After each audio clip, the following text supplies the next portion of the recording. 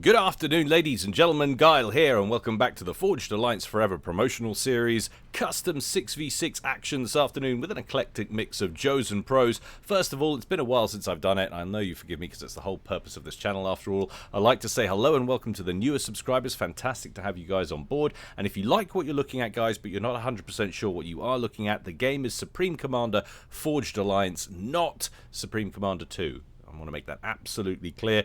If you want to get involved with the gameplay, first of all, you have to get the game on Steam. It's available for $13 US, 9 British pounds or 10 euros or whatever the rough equivalent is in your local currency. And once you have that game installed on Steam, you need to download the Forged Alliance Forever multiplayer client. You can find a link to that in the description below this video. What will that allow you to do? It will allow you to come play with us, chat with us, browse our replay vaults, mod vaults, watch games in real time, all of that jazz, and partake in any tournaments that might be going down. It really is the best possible gaming bang for your buck in the RTS world, believe me. Also, you can now get the game on GOG as well if you feel the need to arise. I can't tell you what the prices are there because I don't use it, but if you do use it, that's another avenue that you can go down. Steam support and GOG support now enabled on FAF. Fantastic, that's enough of that. Let's get on with today's game. As we said, it's going to be custom 6v6. And it's going down on Adaptive Millennium. I'm ready, you guys are ready, and the players are sure as hell ready. So let's go on over to the game zone and see how they're going to get on. Ching! Ka-ching. Alright, we've been here a few times. We know the deal. Let's check out our players. This is Team 1 up here at the top. This is Team 2 down here at the bottom. Going first for Team 1, not rearguard air position. No, let's start with the precarious forward position cut off from the rest of his teammates. It's Strawmaster. There he is in mellow yellow, going Cyber and Bless him, opening first land. Up to the rearguard air position, the plateau over here. It's, I don't know, is it Iotos? Is it Ilotos? Is it Liotos? Who knows? We'll call him Iotos. That's the problem with this font. Bugs the hell out of me. You never know whether it's lowercase L, capital I. But anyway, here he is. He's going UEF, sensible decision, in lime green, opening first land, going second air. Team member number 3 over here, down on the ground, it's Furfer. He's going Seraphim in baby blue, opening first land. Team member number 4 to his right, in baby pink, we've got Stoned Elf. He's also going UEF, opening first land. Team member number 5 up here, in electric blue, it's Satori 5803, or Satori as we'll be referring to him today. He's going Cybran, opening first land. And last but not least, in the far corner, sporting the season's fabulous vivacious violet, it's Yellow Colorado. There he is, Yellow Colorado 31. He's gone Cybran, opening first land, and he's not hung about. He's going straight for the middle. Let's check out Team 2 now. We'll slow it down just a little bit. These guys are getting on with the game, not waiting for us in our introductions. First of all, for Team 1, we've got Zinchizer. There he is, going UEF, plodding his way towards the center in Cyanide Cyan, gone first land, second air. Down here on the bottom right, rearguard air position for Team 2, we've got Apexi, close one, we'll call him Apexi. And he's going Cybran and Ferrari Red, opening first land. Team member number 3 for Team 2 and Regal Purple, still chilling in his base. It's D45 8809. We're going to call him D4 or maybe D today. He's going first land, going UEF. Team member number 1, 2, 3, 4. I lost my position there. It's Putin, the real Putin, not that scabby git in the Kremlin. There, I nearly went somewhere I shouldn't have gone with that word. I'll leave you to fill in the blanks what I was thinking there. Anyway, here he is. He's going Seraphim in breast cancer awareness pink, opening first land. Team member number 5 down here in burgundy red, it's Barmeli. He's going Cybran, opening first air. Interesting decision in burgundy red, as we said. And last but not least, over here in lime green, it is the winner of this week's Amusing Name Award, Poop Dynamics, as he discovers a couple of labs lying at the midpoint there with a mole. Going to take the opportunity to pick those off. 3 kills out of 4 shots, not too shabby. And he is going Aeon, our only Aeon today, I believe, at first glance. And he's gone first and second land. So there we have it, game quality at 93%. This is not a ladder match, remember, so no automated matchmaking system in operation today. They're getting into it over in the east between Yellow Colorado and Zinchizer. We're going to slow it down just a notch so we can just mention the racial disparities between the teams. So for Team 1, We are rocking 1, 2, 3 Cybrin, 2 UEF, and a Seraphim for Team 2. We are sporting 2 UEF, 3 Cybrin. No, sorry. Start again. We are sporting 2 UEF, 2 Cybrin, a Seraphim, and an Aeon. So a very comprehensive mix there for Team 2. Let's speed this up to normal time and check out how Yellow Colorado and Zinchiza are doing over here on the right. Zinchiza making a play for that little pond right at the edge of the map. Fortunately for him, it's not a boring affair. There are rocks to be getting on with under there. What are the mass contents? 113 mass a piece for those stones. He can hoover up while he's under there, so definitely not a waste of time. And a very similar situation going down over here. Looks like Poop Dynamics might get the lion's share of the mass down here. Gets the reclaim off on the first one and gets the second one. It's a 2-for-1 situation there, favoring Poop Dynamics. Interesting turn of phrase I never thought I'd hear myself say. Stoned Elf from Team 1 and FAF converging on the middle. Lots of mass to be scooped up there in the big rocks. We do have a Team 2 com in Putin who's moving up on that position. But 2v1, he's unlikely to get much of this mass, and a bunch of it has already been hoovered up into Team 1's mass bank already. There it goes, and now Putin's going to have to drop back. Can't repel firepower of that magnitude. Nearest friendly ACU is down here in Barmeli, who's happy to chill by his Hydro. Doesn't look like he's making any maneuvers in towards the center anytime soon. We've got a gun upgrade on the way there for Poop Dynamics. That's coming along in reasonable fashion. It's obviously had lots of fiber. Well done, sir. I applaud your diet. T2 upgrade on the way over here for Zinchiza. Currently paused, though. There's an inbound engineer. Is that going to help assist him finishing that? Or no? He's on a reclaim mission by the looks of things. Air factory complete next to the Hydro. Not currently producing anything over there of any importance. Gun upgrade up to 50% complete for Poop on that far western edge. Stealth upgrade on the way for Satori. 90% done there and gaining ground quickly. Incidentally, we haven't actually gone through the distribution of global ranking points, so we've got lots of 1,000 rated players. The 1,000 is the lower threshold, 2 of which on Team 1 there. Strawmaster. That's how you should clearly say that. And Yellow Colorado. And then we've got 3,000 rated players on Team 2 in Zinchiza, Poop, and Barmeli. Highest rated players today is the 1,700 there at Putin, down here at the bottom of the screen. So he's the guy to watch out for. Highest rated players on Team 1, though. A couple of 1,500s there in Satori and Stoned Elf. I am interested to see all these upgrades going down. These are combat upgrades going on Satori here, gun and stealth. So presumably once he's got those upgrades in play, he presumably expects to pull his commander out of his main base and send him off towards the front line to do some fighting. Otherwise, that's a whole lot of resources that's been plowed into those upgrades for no real foreseeable benefit. FAF under that pond just west of center, picking himself up a couple of rocks, languishing under there. And check this out. Saucy little naval yard queued up there for... Is that for FAF? That is for FAF. So he's just scooping the rockage, and then he's going to throw down a naval yard. It's not a lot of coverage there, but you can imagine if you get some potent vessels, and especially since he's Seraphim, those glorious missile cruisers that they get, you could shut down a lot of air travel in this area if you get enough of them up. And of course, with their outrageously long cruise missile reach, you could probably hit deep into this sort of territory down here. There's already a T2 air factory over here for Putin.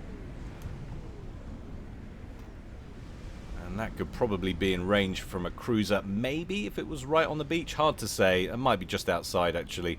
But I think you'd probably reached that kind of position. It's always hard to tell when you're dealing with different scale maps how far you're zoomed in. But if that completes, we might get to see a little bit later on. It'll be interesting to see. Poop Dynamics advancing on this forward position belonging to Strawmaster, who's already got a shield gen and a couple of Cerberus turrets in place. Poop Dynamics with double gun comm, though, should be able to batter this shield down, I should think. There are a couple of T2 units in play. Wow, how was he doing that? I swear to God he was damaging that Cerberus turret while it was still under operational shield coverage. Answers in the comment section below if you saw that the way I did. That looked very suspicious indeed. Like we had some kind of glitch going on. I might have misread that, but that really did look like that shield was up and running and that Cerberus turret was taking fire. But nonetheless, it's been rebuilt now. Might have imagined it. Stranger things have happened. I once cast the same game twice and didn't even notice. I was so upset. First real encounter with my early onset dementia, which I'm absolutely certain I've got. This cannot be normal aging.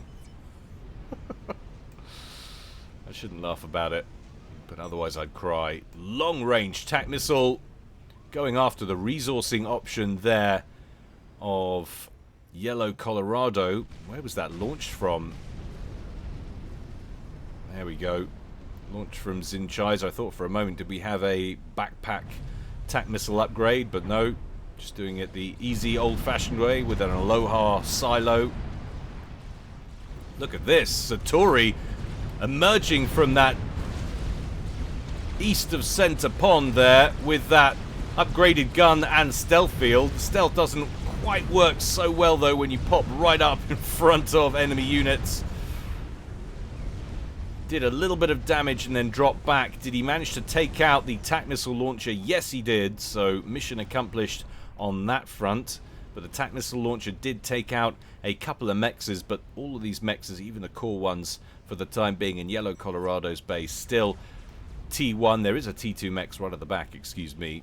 But that was either not targeted or out of range or not scouted as being important or some combination of the three.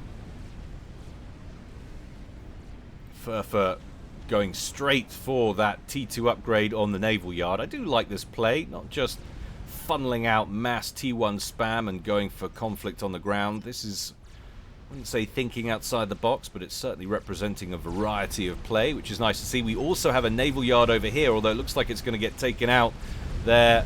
Yellow Colorado thinking much along the same lines as his teammate, but a little handful of Zuis, or 3 Zuis from Putin, put that little strat to bed real quick, long before that could get upgraded to T2, although he didn't rush straight for it. We can see we've got a couple of attack submarines in that pond. And once again, Satori emerges from the water, only to bump into Putin's comm this time, who shoves him back under the water in rather ungracious fashion. T2 upgrade on the naval yard complete. We've got some build capacity assisting this now, and it's going straight to work on some T2 vessels. That looks like 1 destroyer and 2 cruisers. Getting the destroyer out first, if I've got the icons right.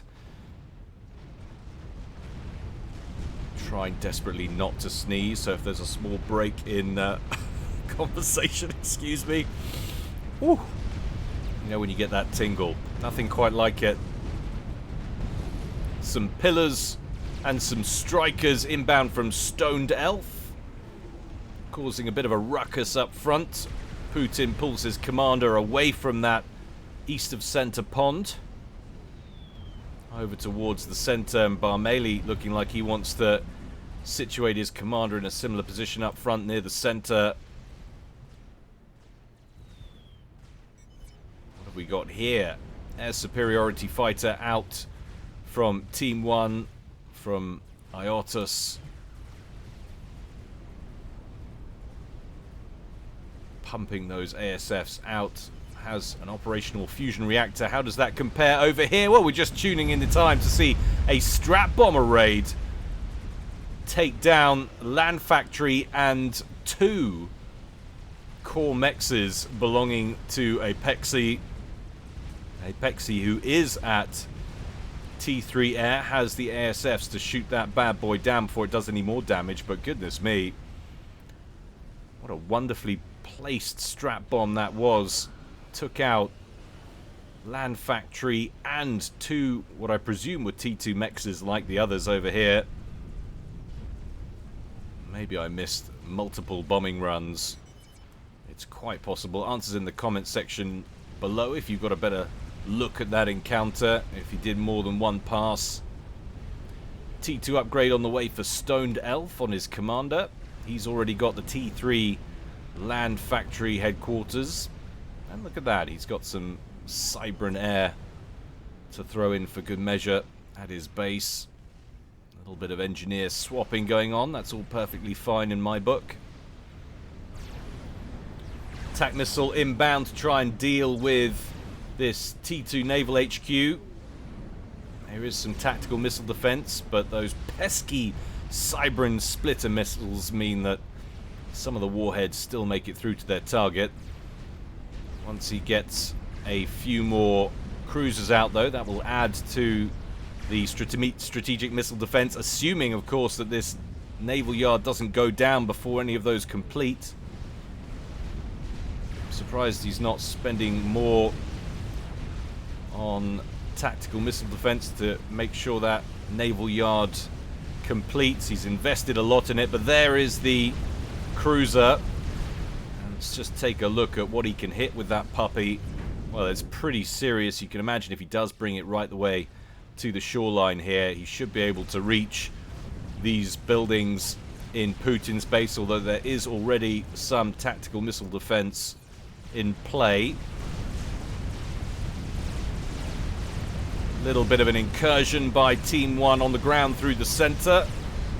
And some floaty, naughty there from FAF coming in over that pond.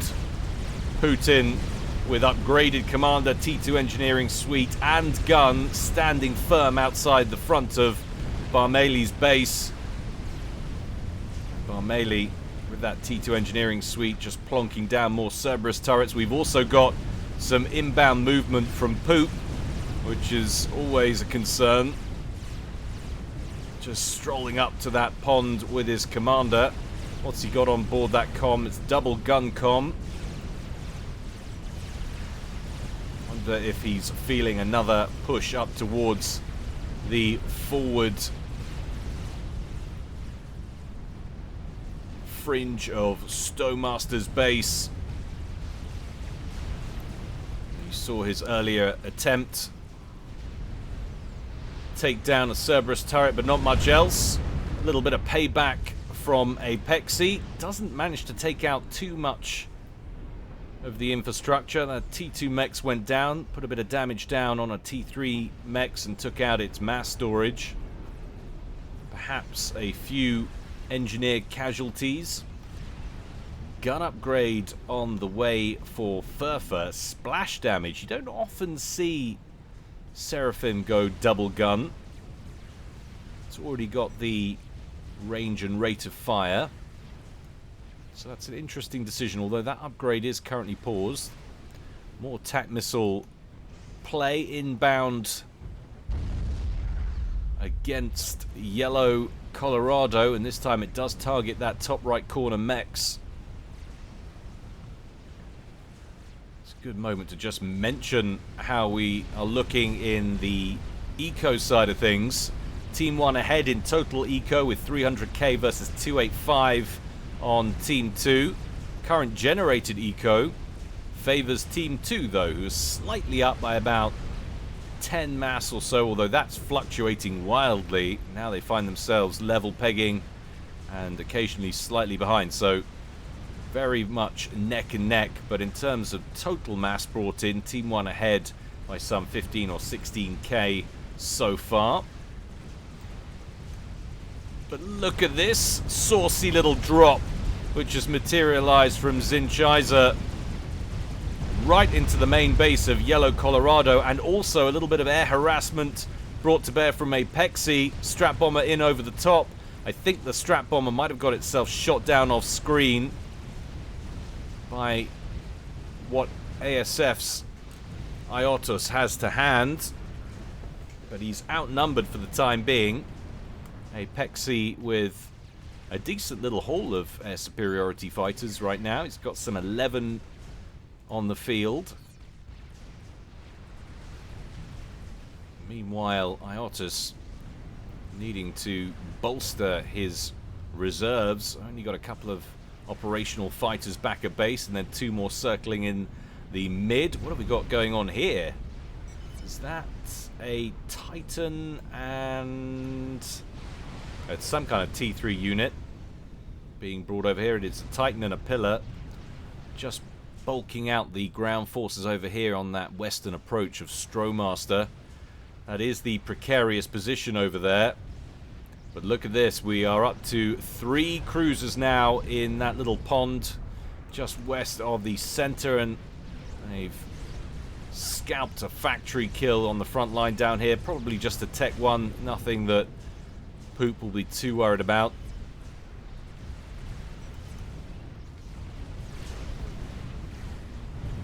Melee chilling under shield coverage. How many zappers has he got over here? It looks like he's got 3 or 4 under shield coverage. That should be enough to keep out those cruise missiles, even if they're all brought to bear for the time being, or at least buy him enough time to build more.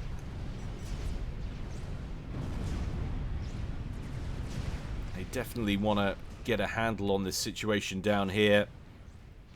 Maybe they could use Apexi strap bombs to take this naval yard out. They don't want this spiraling out of control. Start getting up to the 10, 12 cruisers. So much anti-aircraft capability, so much missile-based firepower. Becomes very difficult to hold land-based fortifications within their sphere of influence. But I like what I'm seeing here. This is another way to go. T2 artillery emplacement plonked down under shield coverage.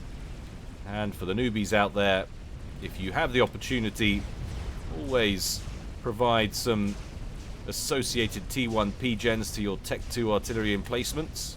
Cuts down on energy consumption and allows it to fire faster. What's the target? Is it the... well, it is, by the looks of things, the naval yard itself, or the engineers assisting it, trying to slow down production. But a steady flow of reinforcements from Stoned Elf over to this western approach has led to him and Stowmaster believing it was a good idea to push forward down here, but some strats from Apexi tear a hole in that little force. Almost 20 minutes in, and we still have all our players, which is always nice to see. Titans now get into range of some of that low-order spam for Poop.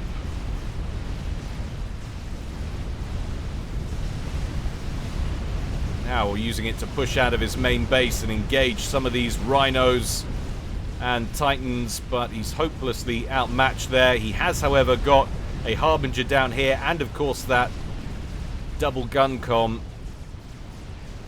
Can't cover the entirety of his base with that. He probably needs to just send that over to the east and try and check these Titans, who are just going hell for leather now, trying to outrun it. And I think they might. He's going to get 1 or 2 into the backfield here. Oh, Overcharge deals with that one Titan just before it runs out of range. Oh, nice little snag on the chariot, which takes off just a little bit too late. Titan makes it right the way in to the backfield. Just scrolling out slightly to see what's going on here with some of these spy planes from D4, who's been very, very quiet. In fact, he's just been languishing back here, by the looks of things, playing the long game. Swapping to kill-loss ratio, he's at 007, 007, or 0.07. It's about as low as it's possible to go. He really hasn't been engaging in any offensive play whatsoever.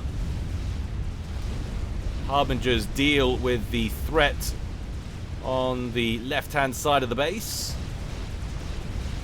Titans for Stoned Elf now easing off against Poop because of that gun comm and instead bringing pressure to bear on Barmaili, who has still got his comm under shield coverage over here. He's now got 2 Gunthers under shield coverage. How is the naval yard faring? Answer, well, it's currently paused on production. It's currently on an upgrade towards Tech 3, actually, but all of the engineers have been obliterated.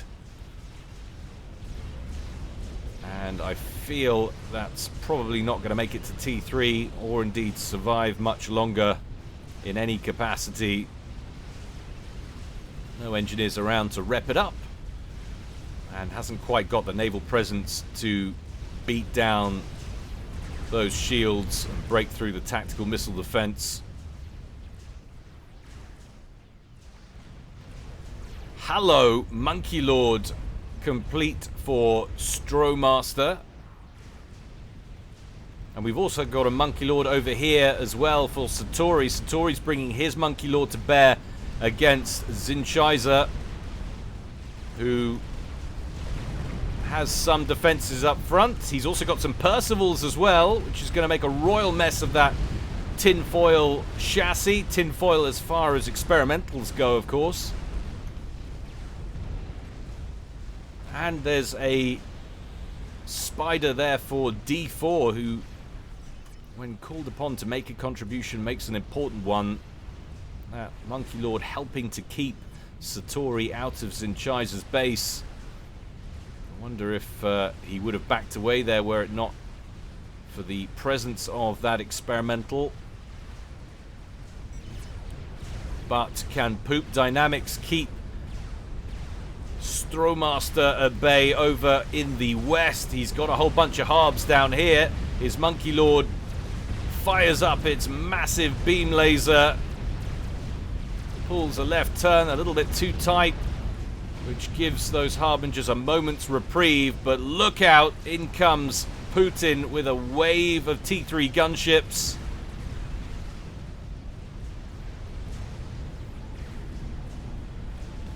And that's enough for Strawmaster to turn his experimental around and place it under the coverage of the pond right at the edge of the screen there on the western approach. 24 minutes down. How is the eco game looking? Well, Team 1 ahead in total mass accrued still. 825 versus 795. That's in thousands, of course, in K.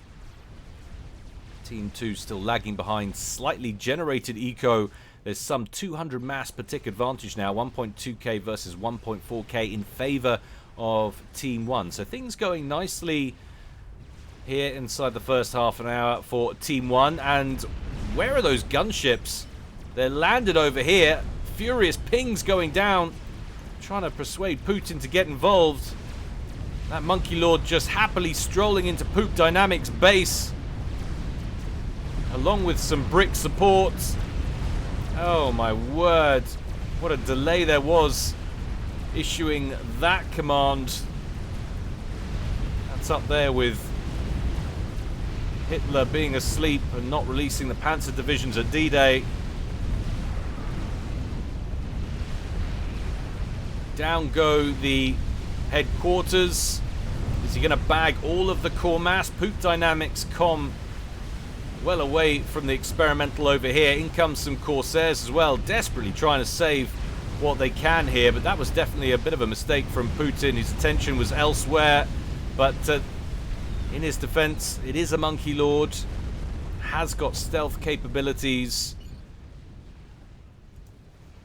no Omni coverage to speak of to recognize the threat properly.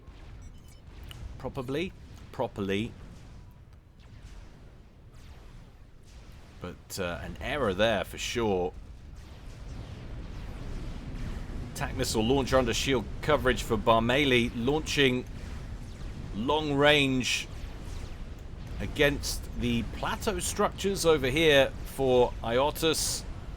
They are crossing over some strategic, or not strategic, sorry, tactical missile defense.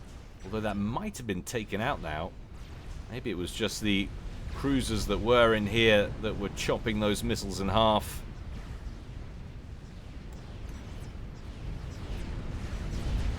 Poop Dynamics survives. His base, not so much. Has got a few important structures down here. He has T2 P-Gen, and he's got a substantial wreck over here with some 14,500 mass already being scooped by one of his NGs.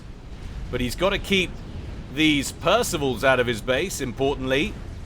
He might not get to keep a lot of that mass. In comes a large engineered filled transport from D4 who wants to try and scoop some mass as well. Poop Dynamic on the run here from these Percies. Wants to keep a maximum range and utilize those upgrades on his commander. But he takes another volley. He's down to some 6,000 hit points. Vitally important he doesn't get snagged here. Down into the red. Regens up into the yellow. Gets a crucial rank in veterancy there, which keeps him alive. And Putin sending a whole load of spam across that way as well to try and keep his teammate alive. But look out, in comes a strap bomber in over the top from Iotus. He eats that down to 5,000 hit points. Putin brings his superiority fighters into the air battle to try and keep his teammate alive, who eats 2 more strap bombs, and as such not gonna pull through. Our first ejection of the day. It's Poop Dynamics. Sad to see him go with a name like that. Hours of fun potentially, but down he goes nonetheless. And it's Team 2 who've been behind in terms of eco, now down a man as well. Full share is on. The distinct lack of masculinity continues. No excuse in a custom game, but it's Putin that benefits from the demise of his teammate, just like the real guy. So much in common. But look out, in comes an Ethota bearing down on the forward base over here of Stromaster.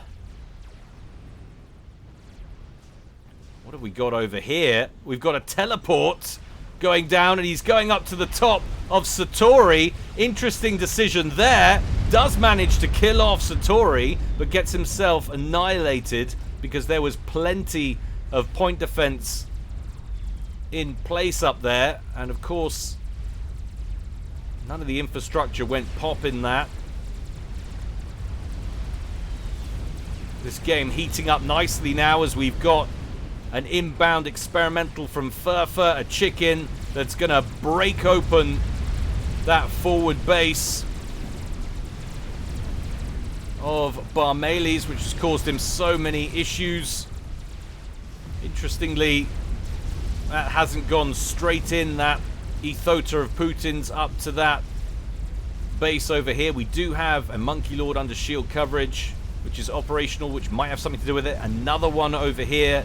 Probably didn't fancy his chances, although it looks like he might be stepping out of that pond now. Meanwhile, over here, having broken through that forward position, Furfa ran into what was a very heavy bank of point defense back over here for Putin. And also some fat boy fire coming in from the east there from D4. Didn't like the look of those Monkey Lords, so instead moved northeasterly. Putin with that Ethota on the run away from these 2 Monkey Lords. But I don't think he's going to make it much further. Down that goes, thanks to all of the air superiority fighters providing coverage to these strap bombers for Iotus. Lovely little fighter screen there. Iotus, who was really behind the curve earlier in ASF numbers against Apex, who of course has just bowed out of the game, transferred all of his stuff, or it was transferred automatically over to Putin, who's now holding both corners for Team 2. Nano repair upgrade on the way for his commander, 90% complete there. And he's got advanced RAS T3 engineering suite. That's a chunky looking commander, not in a position to put out much damage, mind. And I like what I'm seeing there. Strategic missile defense in play. Good coverage. But those 2 Monkey Lords, now 3 Monkey Lords we saw a moment ago from Strowmaster, moving out from that forward base down to Poot Dynamics' old base. Now, of course, partially under the control of Putin.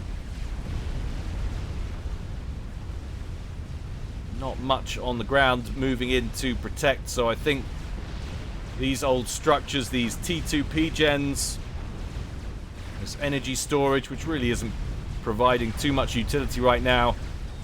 This Aeon T2 land factory, that's all going to go down. And unless there have been some sharing of tech, some engineers over here, that might be the end of the Aeon racial tech access to Team 2.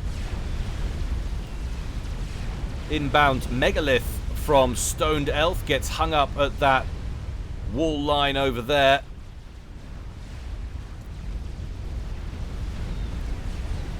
And an attempt to get right in close to the legs and avoid those photon cannons from D4 with his Monkey Lord. Did a lot of damage in all fairness, but it looks like that Megalith is going to survive and make it out to the pond.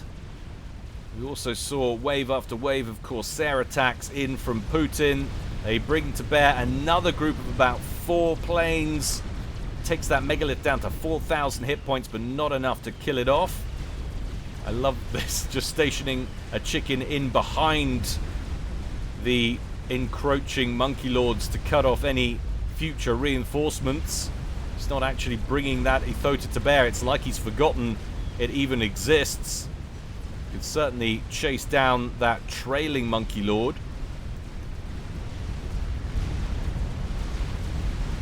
Barmeli completes an experimental. Uh-oh, but he's in trouble. 2 Monkey Lords storming into the main base. He's completed one of his own. He's currently standing right next to the ion reactor, which is never a good place to stand at the best of times, let alone when you've got 2 Monkey Lords strolling into your base. His Monkey Lord is down, and the 2 encroaching Monkey Lords have a lot of health to their name, and soon they're about to target that commander. Barmeli in real trouble here. If he was planning to get himself out on a transport, it was too little too late. Bosh, down he goes. Maybe that wasn't even a T2 transport,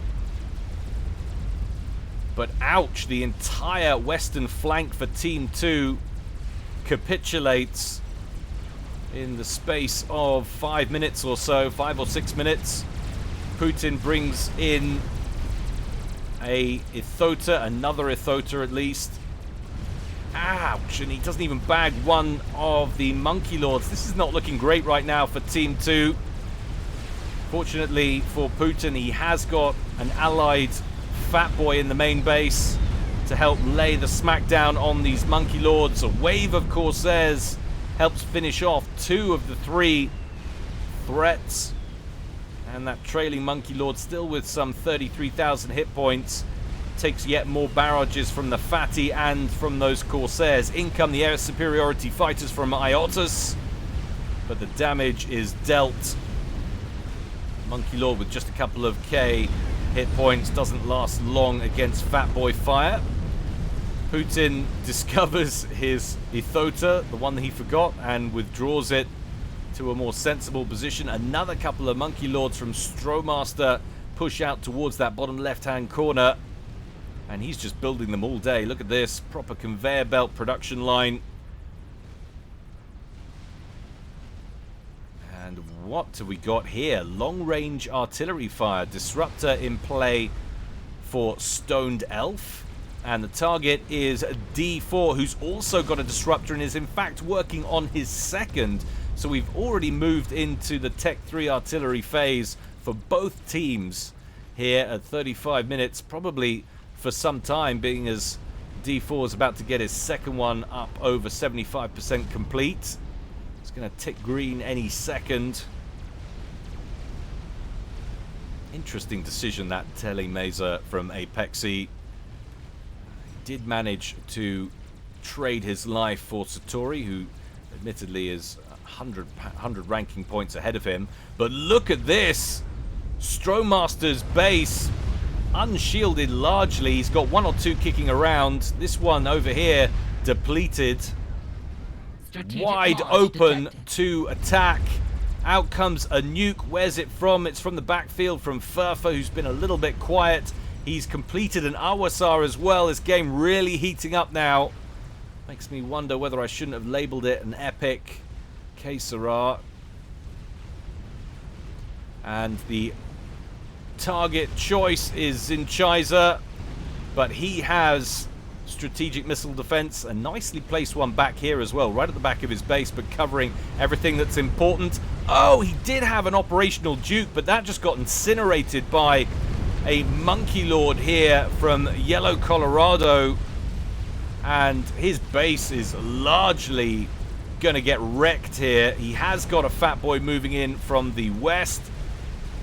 Yellow Colorado could do worse than to continue forward movement with that Monkey Lord.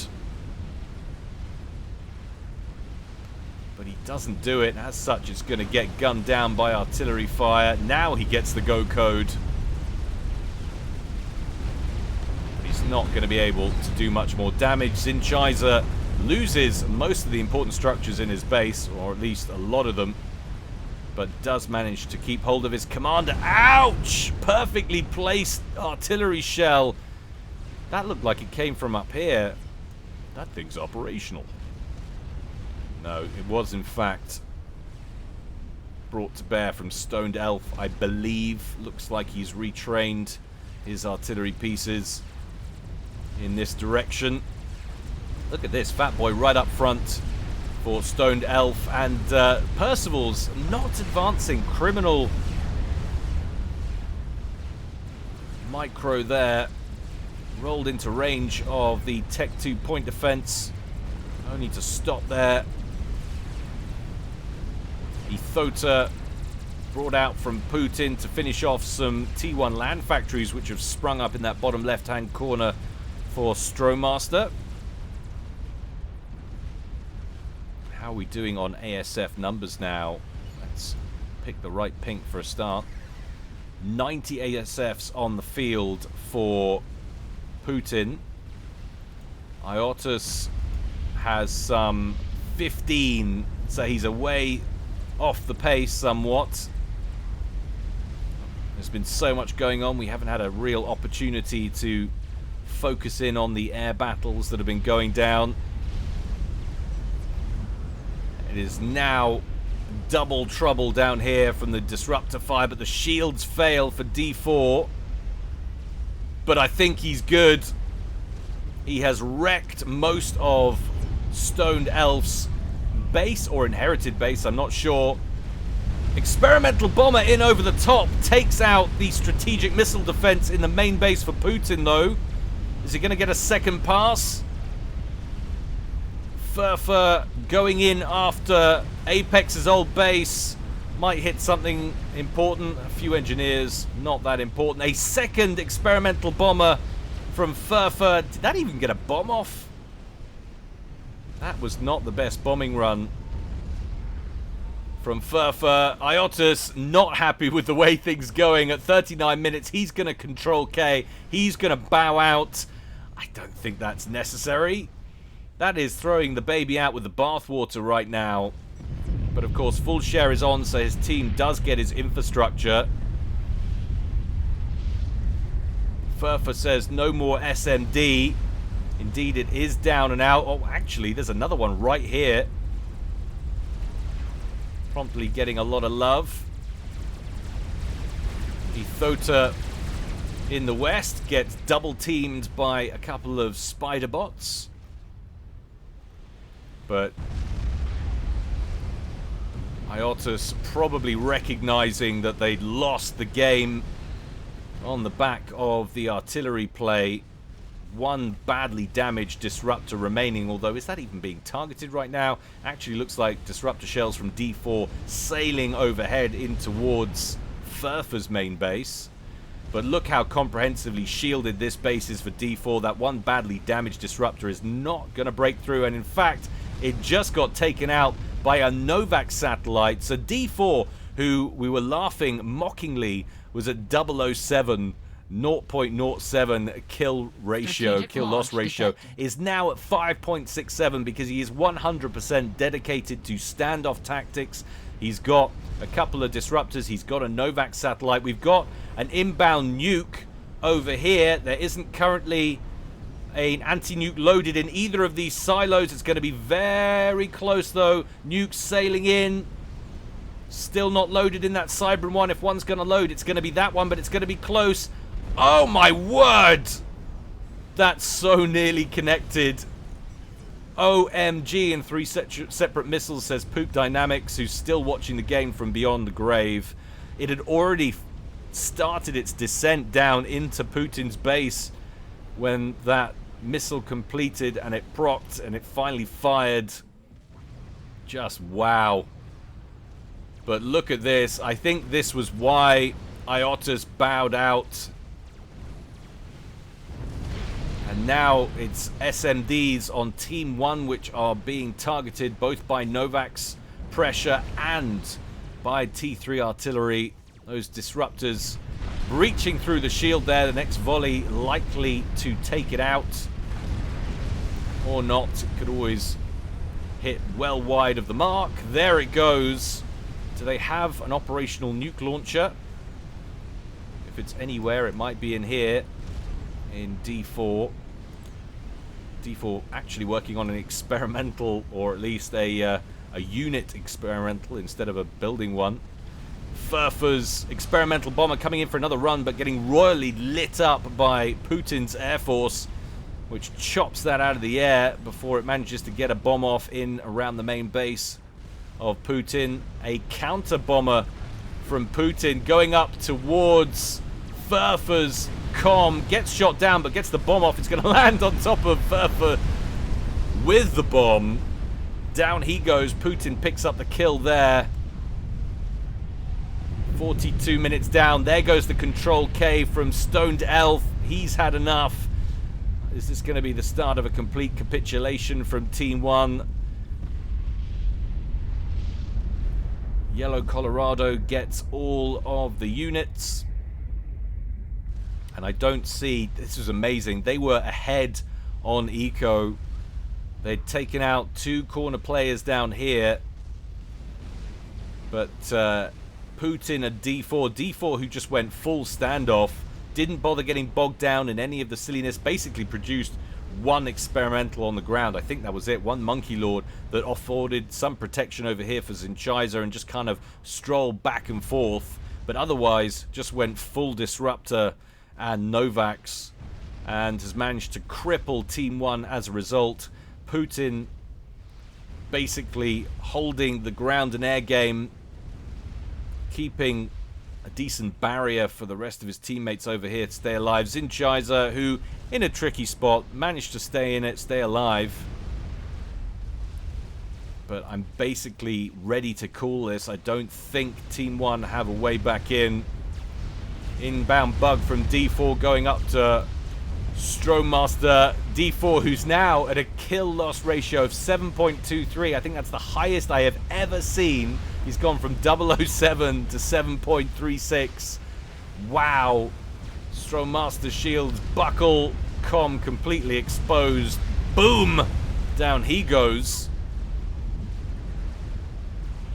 Hardest base to maintain is down. Yellow Colorado eats an experimental bomber to the face. I think that did get a bomb off, but there is the mass capitulation.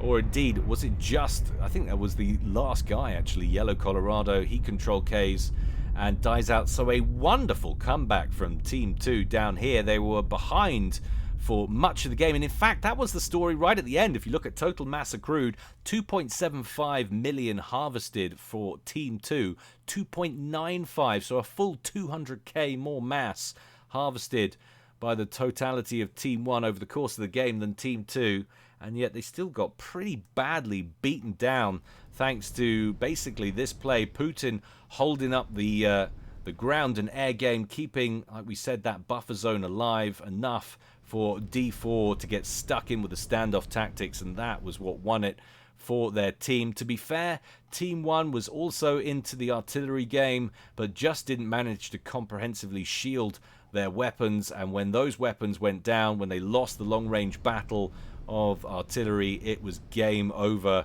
I wonder if it would have made any difference if that nuke managed to land. It was very close. I think probably not. I'm not sure if Putin's comm was in the area at the time. Answers in the comments section below if you remember, or if you want to scroll back and let us know. But even if he went down, even if there was a hole torn down here, it still wouldn't have resolved this situation, which was still causing all sorts of problems. Yes, Putin at the end was basically bombing people with experimental bombers. If he was down and out, would that still have happened? But I don't think that would have changed. Essentially, when those shields capitulated, when those disruptors went down, Iotus, air player for Team 1, was already ready to call it. He control K'd up here, and that was the start of the rot, the start of the end for Team 1. MVP, I'm going to dish out double MVP. Putin might feel, if he's watching, robbed a little bit, like he deserves it, because he really did hold the front line and allowed D4, but it was a combined effort. D4, look at that ratio. I know that's what happens when you stand off, but if you were just looking at efficiency, combat efficiency, wow, that's a thing of beauty. Hope you enjoyed it, guys. Don't forget, please consider the Patreon if you don't already subscribe. It's a mere $1 a month. I think we're up to some 57 or 58 premium content casts, which are there ready to be viewed at your leisure. And we also have the Discord server if you want more direct access to me, and there will be more events coming soon as well, so please do consider that. But until next time, guys, stay well and stay safe. This is Guile signing out.